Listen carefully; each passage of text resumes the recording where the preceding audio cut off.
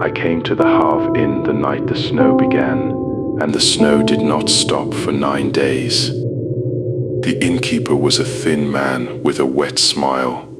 He took my coat and my fee and led me through the front parlour, a low stone-floored room with 2 doors and a single settee beneath the window, and on the way through I saw the figure in the corner. A small woman, I thought at first, hooded, cloaked, standing very still between the parlour door and the inner passage, her hands folded, her face shadowed beneath the cowl. She did not look up. "Don't mind her," the innkeeper said. "That's only the mourner." It's a custom, sir, older than the inn. We keep one in the parlour for travelers. For travelers? For when one is lost on the moor, someone has to grieve them. Sir, the moor doesn't.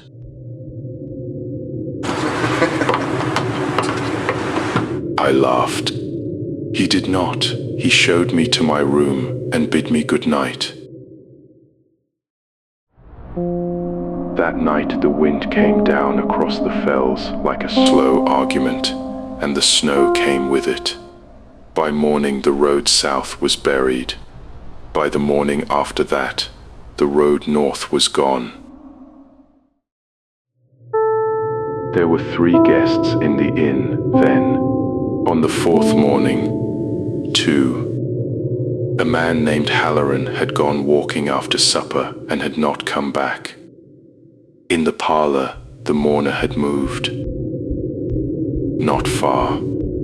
Only a step, a single step closer to the inner door. I stood in the doorway and watched her. The hood was bowed. The hands were folded the same way. But she had been standing in the corner the night I arrived. Now she stood on the flagstone nearest the settee.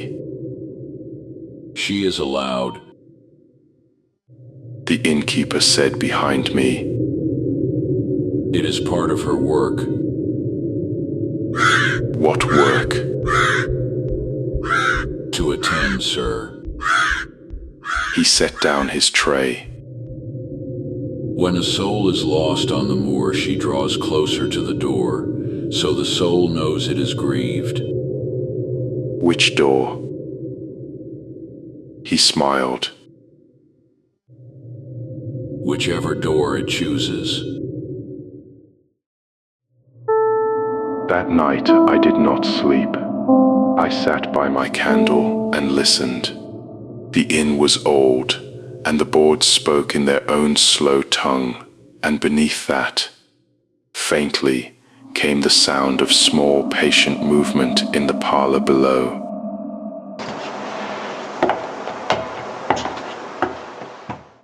Not pacing, the shifting of weight, the way grief fidgets when grief is patient.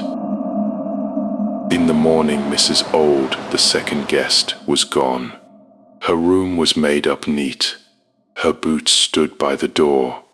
The snow outside was unbroken, smooth as a fresh page.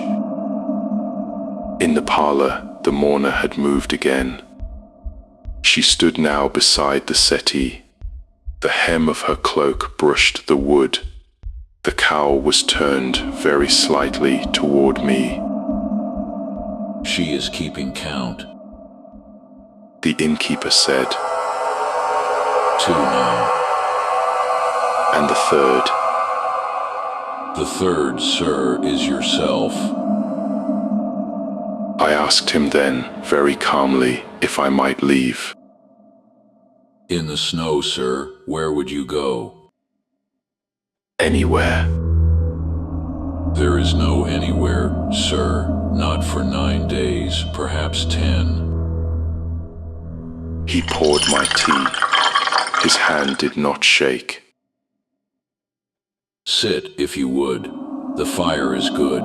The mourner does not hurry her work." That afternoon I went into the parlour and stood in front of her, closer than I had stood before. She was not a small woman. She was no one's woman at all. The cowl was empty. Inside was a smooth grey hollow, as though shaped from old slate, and across that hollow someone had drawn the suggestion of a face. 2 long lines for closed eyes, and below them a single small white mark, low and pale, where a mouth might be. The mouth was the only bright thing in the inn. Is she? Yes, sir. What does she? She mourns, sir. That is all she does, but she mourns in advance. That is the trouble of her. I went back to my room and barred the door. I did not sleep. I sat with my back to the wall and watched the door of my room. Some time past 3, the parlour door opened 2 floors below, very soft.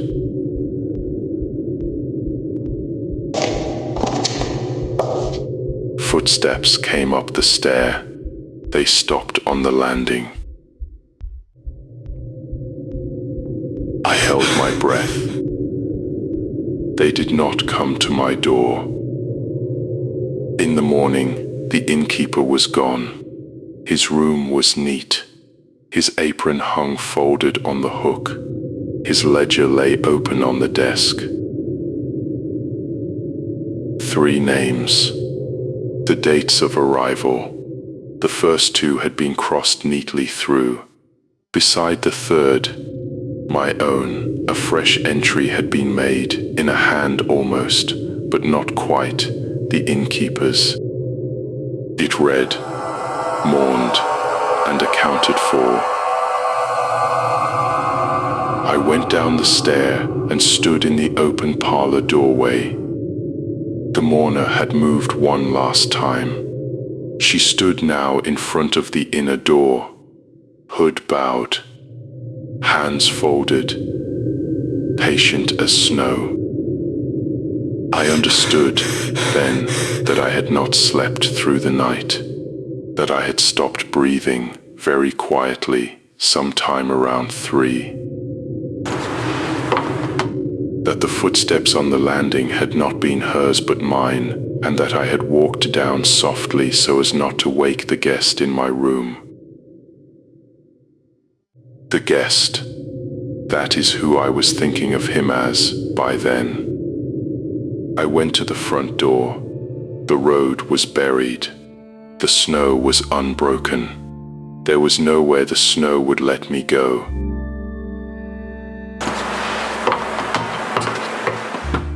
So I walked, instead, into the corner of the parlour, into the place she had stood the night I came. I drew up my hood. I folded my hands. I bowed my head, just slightly, the way she had bowed hers. In the small white mouth, low and pale, I felt, for the first time, the urge to speak. But mourners do not speak. Mourners only wait.